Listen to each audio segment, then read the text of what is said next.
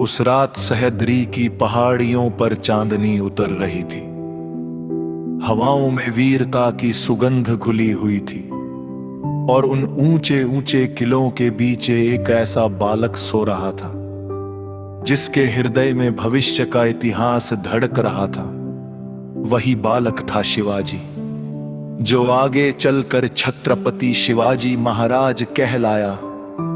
लेकिन उस समय वह केवल एक मां की आंखों का तारा था, राजमाता जिजाऊ का पुत्र, जिसकी परवरिश साधारण राजकुमारों की तरह नहीं बल्कि एक योद्धा, एक राष्ट्र निर्माता और एक धर्म रक्षक के रूप में हो रही थी। जिजाऊ मां रोज उसे रामायण और महाभारत की कथाएं सुनाती थी।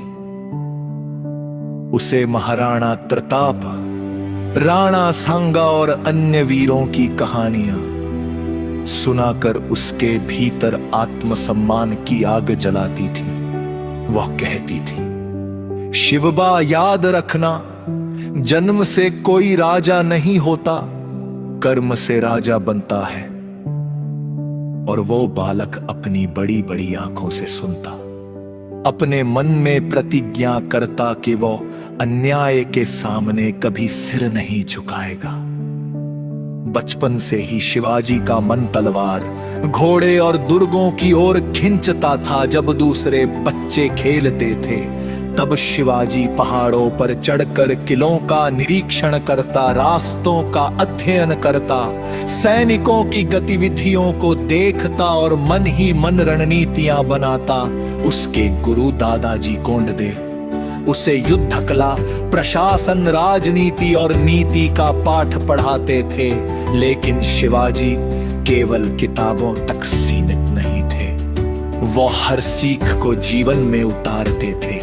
वो अपने साथियों के साथ नकली युद्ध खेलते, नकली किले जीतते और हर बार अपने मन में ये दोहराते, एक दिन मैं अपने देश को पराधीनता से मुक्त कराऊंगा। उसी समय देश की स्थिति अत्यंत दयनीय थी। मुगल साम्राज्य और आदिल शाही का अत्याचार चरम पर था। मंदिर तोड़े जा रहे थे, किसानों से जबरन कर वसूला जा रहा था, स्त्रियों का अपमान हो रहा था और हिंदू समाज भय में जी रहा था। यह सब देखकर शिवाजी का रक्त खौल उठता। वो पूछता, मां, क्या हम हमेशा ऐसे ही डरते रहेंगे? और जिजाऊ दृढ़ स्वर में कहती, नहीं शिवबा, तू वो अग्नि है जो इस अंधकार को जलाकर राख कर देगी। और यहीं से शिवाजी के जीवन की दिशा तय हो जाती है। किशोरावस्था में ही उसने अपने कुछ विश्वसनीय मित्रों को इकट्ठा किया। मावड़ों के वीर युवक तानाजी, बाजी प्रभु, नेताजी, पालकर, जीवा महाला जैसे सपूत जो बिना किसी लालच के केवल स्वराज के सपने के लिए जान देने को तैयार थे। इन युवाओं ने गुप्त रूप से शपथ ली, हम अपना जीवन शिवाजी और स्वराज को समर्पित करेंगे। और यही वह बीज था जिससे आगे चलकर मराठा साम्राज्य का विशाल वटवृक्ष बना। शिवाजी ने सबसे पहले छोटे छोटे किलों पर अधिकार करना शुरू किया, क्योंकि वह जानते थे कि बिना मजबूत दुर्गों के कोई राज्य नहीं टिक सकता। उन्होंने तोरणा किला जीता, फिर राजगढ़, कोंडाणा और एक एक करके सह्याद्री के दुर्ग उनके नियंत्रण में आते गए। यह सब बिना बड़ी सेना के, केवल बुद्धि, साहस और रणनीति से हुआ। मुगल और आदिल शाही दरबार में खलबली मच गई।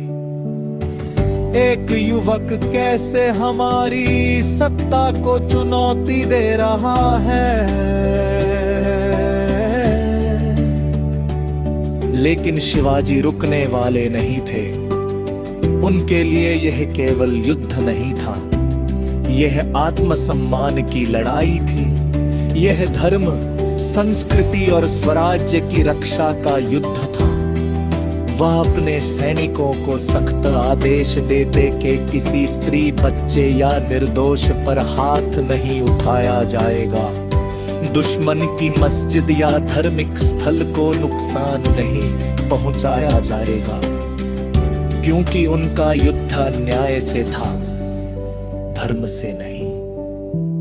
और इसी नीति ने उन्हें केवल योद्धा नहीं बल्कि एक महान शासक बना दिया। धीरे धीरे शिवाजी का नाम पूरे देश में गूंजने लगा। गांव गांव में लोग कहते, एक शेर पैदा हुआ है सह्याद्री में। गरीबों को उसमें अपना रक्षक दिखाई देता, युवाओं को अपना आदर्श और स्त्रियों को अपना सम्मान। लेकिन इस बढ़ती शक्ति में शत्रुनी की आंखों ने ताने की तरह चलना शुरू कर दिया। और जल्द ही एक ऐसा तूफान आने वाला था जो शिवाजी की परीक्षा लेने वाला था।